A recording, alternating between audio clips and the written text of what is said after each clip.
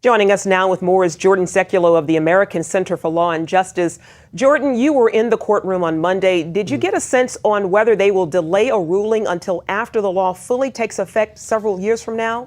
Yeah, Charlene, it looks like that's not going to happen. A lot of people were concerned because you had both conservative and liberal judges in the lower courts, but all use the Anti-Injunction Act to bar an actual, what we call ruling on the merits, to deliver an opinion on the merits. It looked like you had justices yesterday on both sides very clearly questioning whether or not the Anti-Injunction Act applies at all. Specifically on the left, you had Justices Breyer and Ginsburg both say, this is not a tax at all, and not for raising revenue. And then on the right, you had the other justices as well, very much questioning whether or not this is a tax and that the Anti-Injunction Act would bar it. So I think the one good news from yesterday is that we will get an opinion on the merits come June or July. Gotcha.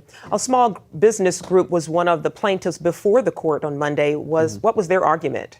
They were the ones actually focusing in on the Anti-Injunction Act. Now, they represent the whole group of small businesses. We represent the 119 members of Congress. And then you've got the 26 states. Today at the Supreme Court, the lawyer for the 26 states, that's Paul Clement, former Solicitor General of the United States, he will be arguing against the individual mandate. And I really do believe after the NFIB's attorney yesterday argued on the Anti-Injunction Act, and by the way, the Obama Department of Justice, the Solicitor General, also was against the Anti-Injunction Act applying yesterday. So it's kind of a bizarre way to start this 6 hours of oral argument that today is really the day of fireworks, because the individual mandate is the funding mechanism of ObamaCare. Okay, now today the court is examining the question of whether the government has the power to force Americans to buy health insurance. What clues will you be looking for during today's questioning?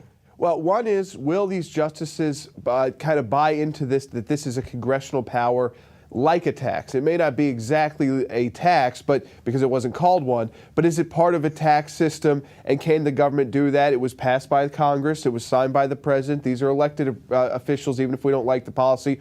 Or does the court grasp the really how this changes everything?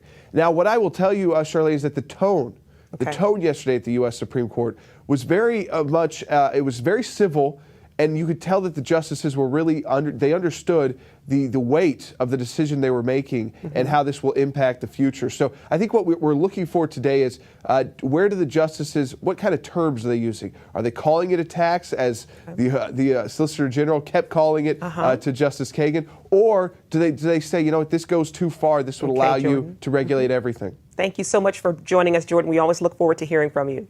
Thank you.